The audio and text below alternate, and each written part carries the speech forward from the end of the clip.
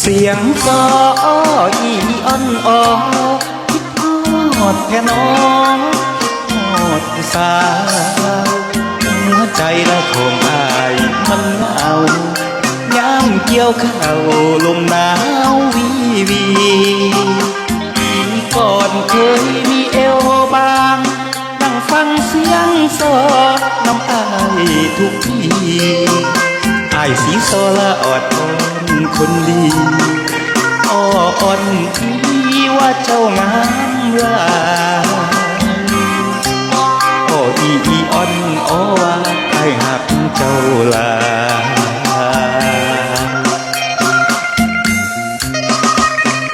สัญญาว่าไม่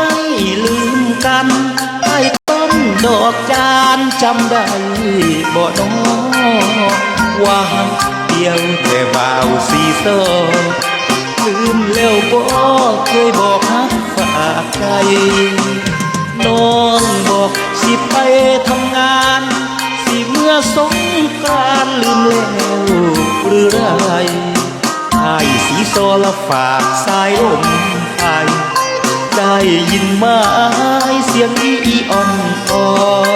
อีอ่อนอว่าคิดฮอดเจ้าลา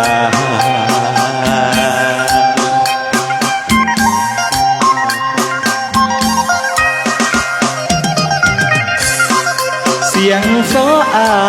ยเสียงซออายจำได้บ่น้ออุ่นสีเพลงหวานเคยคุ้นฝากอ้อมวอมส่งไปอยู่ไกลไกลให้เฝ้าไว้นอกคืนหลักอย่าเป็นป่าลืมวังขึ้นมาฟังซออายให้คืนละบ้านเฮาเถิดน้อผู้บ่าวสีซอยังบ่สาเสียงโซ่มันอายมันเหงาเป็นหลายเศร้ายามสีทุกทีนั่งเจ้าเฝ้าแนมทางข้างเทียนนาคอยถ้าคนดีหากได้ยินละเสียงโซ่อายสีอ้ออีอ่อนอีว่าขึ้นบ้านเฮาอ้ออีอ่อนอีว่าให้ขึ้นบ้าน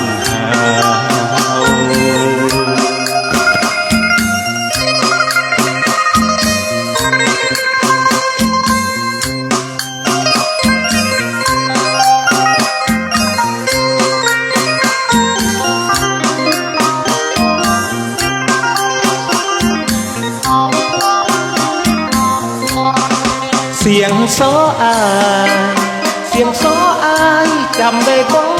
น้ออุ่นสีเพลงหวานเคยคุ้นฝากลมลองส่งไปอยู่ไกลไกลให้เฝ้าไว้นอกคืนหลังอย่าเป็นป่าลืมวังขึ้นมาฟังซออายให้คืนละบ้านเฮาเถิดน้อผู้บ่าวสีซอยังรอผู้สา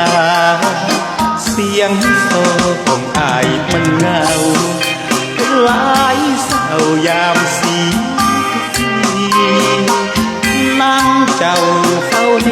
มทางข้างเทียนนาคอยพิธาคนดีหากได้ยินละเสียงโซ่อายสีอ้ออีอ่อนอีว่าขึ้นบ้านเฮา